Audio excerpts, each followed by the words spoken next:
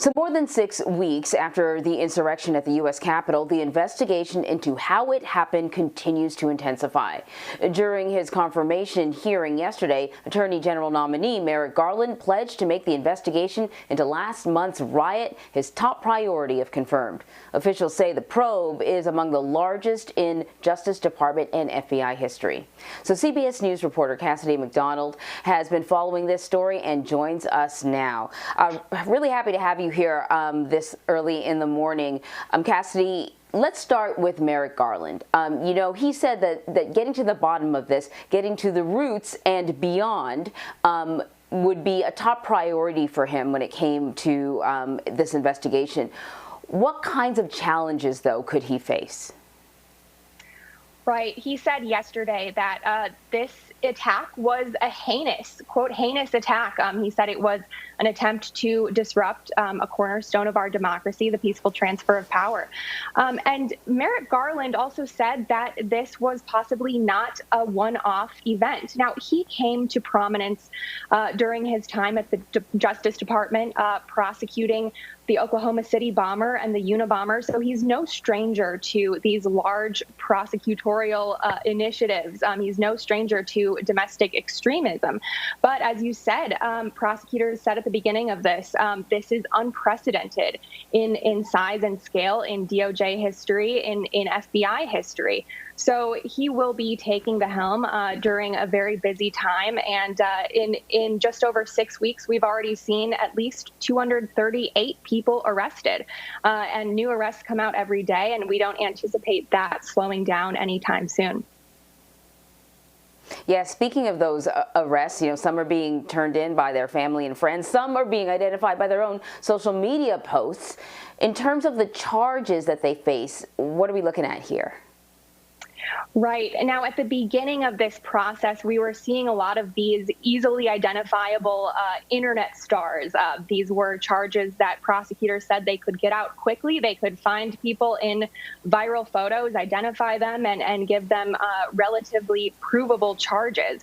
Now, that was really the beginning of the investigation. Since then, prosecutors have added more serious charges to those people who were charged at the beginning.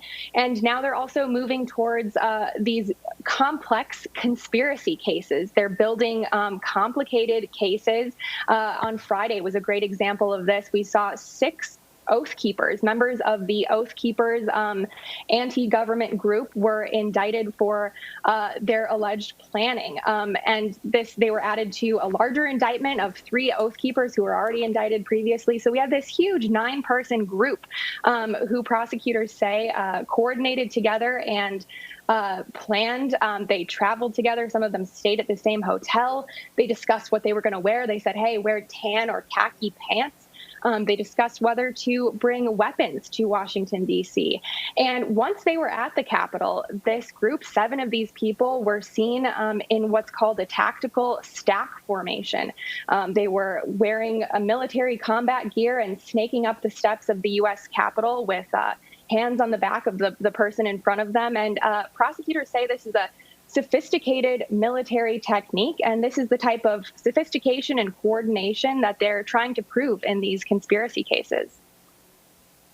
So you talked about those members of the Oath Keepers. There are also at least 2 of the Capitol rioters that are a part of the Proud Boys group, and they're being charged with crimes of terrorism.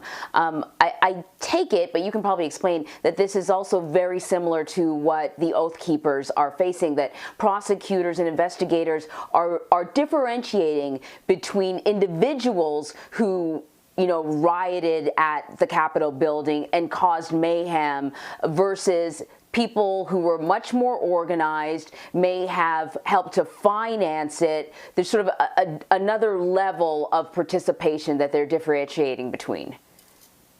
Right. So in these 2 cases, we've heard prosecutors invoke crimes of terrorism. In the U.S., terrorism isn't itself a criminal charge. It's actually something that judges can consider at sentencing if the defendants are proven guilty.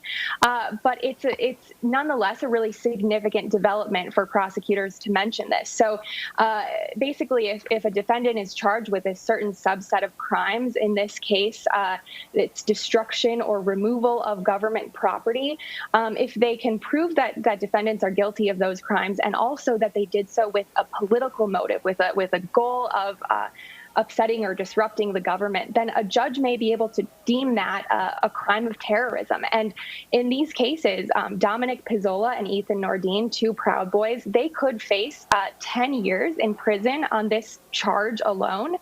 So that's a really significant threat that hangs over their heads. Now, we're not to sentencing yet. We're very early in the case. Prosecutors are just invoking terrorism when arguing that these men should not be released from prison, that they should stay detained while they await trial.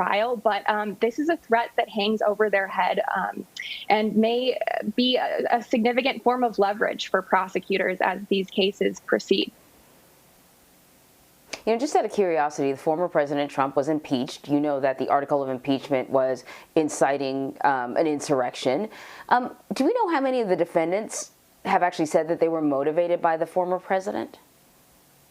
Yes, we tracked at least 7 defendants. Attorneys for 7 defendants have invoked the former president as part of their explanation for why they did what they did. So legal experts say that this defense may be sort of suggesting that there was no criminal intent because the defendants thought that they were following the directives of the person who was in charge of the government. And the jury's still out on whether this is a viable legal defense, and we'll watch it play out and we'll see if it's successful. But nonetheless, 7 people have invoked him as part of their defense. And Donald Trump has actually come up at least 30 times in various court filings. Prosecutors have invoked his name as part of proving that some defendants their motivations may be so extreme that they shouldn't be released into the public just yet, that they should not be released on bail. But his name has come up a lot, and I anticipate it will come up more, but we'll be watching for that. We certainly will. Cassidy McDonald, thank you so much. Thank you.